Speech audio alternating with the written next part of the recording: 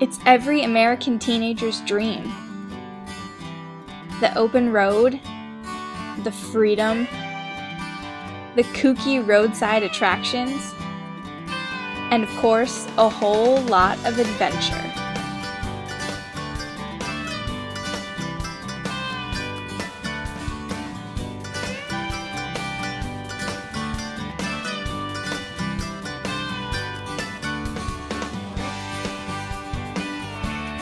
This is the Great American Road Trip.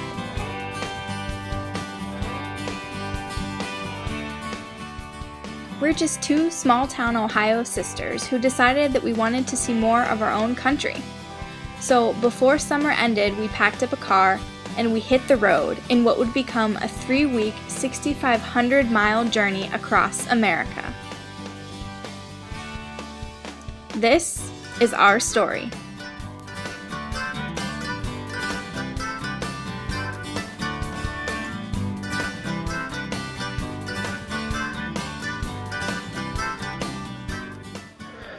Our journey began in Sandusky, Ohio, where we helped set a Guinness World Record at Cedar Point. No, here we go. We just helped set a world record! It involved sunscreen. Then it was on to the Bluegrass State, Kentucky, where we visited Churchill Downs Racetrack and the Kentucky Derby Museum. After getting our fill of dressing up like jockeys, it was time to continue on to St. Louis. But not before first making a stop in Santa Claus, Indiana. We spent the next day exploring St. Louis, which included taking a pod ride to the top of the Gateway Arch, where we could look down on the Mississippi River. Okay, on this side. The next day, it was on to Oklahoma. But first we made a stop at the Merrimack Caverns in Stanton, Missouri. Here we had a little bit of fun and had our first deep-fried food of the trip. Trying some deep-fried ravioli in Stanton, Missouri. It wasn't all fun and games, though. On our way to Oklahoma, we drove through Joplin, Missouri, which was devastated by a tornado in May 2011. The next day, we visited another solemn spot, the Oklahoma City National Memorial and Museum, site of a bombing that killed more than 160 people in 1995. After giving ourselves some time to reflect, it was time to move on and head to Texas. Our only stop in Texas was in Amarillo, where we spent some time legally vandalizing cars at the Cadillac Ranch and eating at the infamous Big Texan, which is famous for its atmosphere and its 72-ounce steaks. Then it was time to head to New Mexico, which finally started feeling like the West.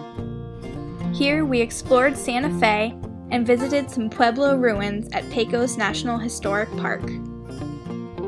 Then we zipped through beautiful northern New Mexico on our way to Utah. There we spent the morning helping to fill up a hot air balloon so that we could float over Monument Valley. This was easily the most amazing part of our trip. After our flight, we got a backcountry tour of Monument Valley and enjoyed a delicious lunch of Navajo tacos. Yum. We then said farewell to Utah for the time being and headed to Page, Arizona, where we took a very bumpy ride out to visit Upper Antelope Canyon, a slot canyon famous for its light beams. We rounded out the day with a cruise on Lake Powell. We hit the road bright and early next morning, because today was Grand Canyon Day.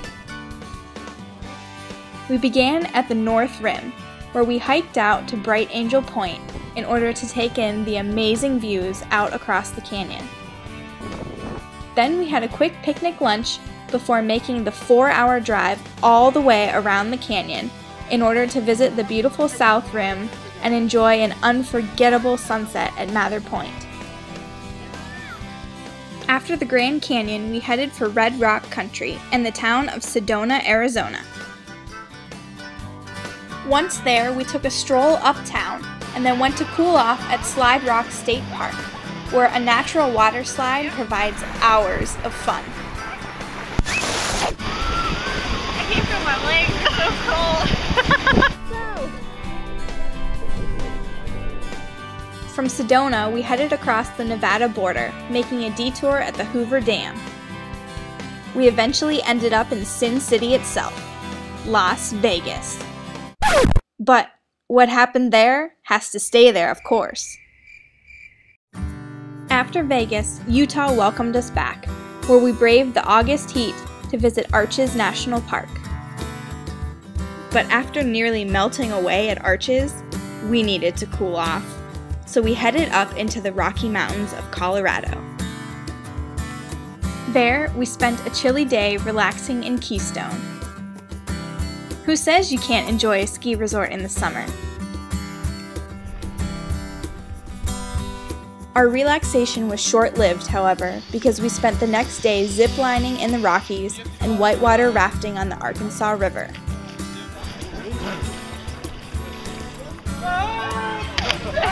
Then came the long drive across the Midwest. Melissa, what do you think of Nebraska so far? First of all, it's flat and it's boring. True, but it wasn't all bad. And we kept ourselves amused. Oh my god, Melissa's going 125 kilometers per hour. Our journey finally came to an end in Chicago, where we braved the traffic and played around at Millennium Park. It was the perfect end to an amazing journey that I know we'll never forget. Thanks for riding along.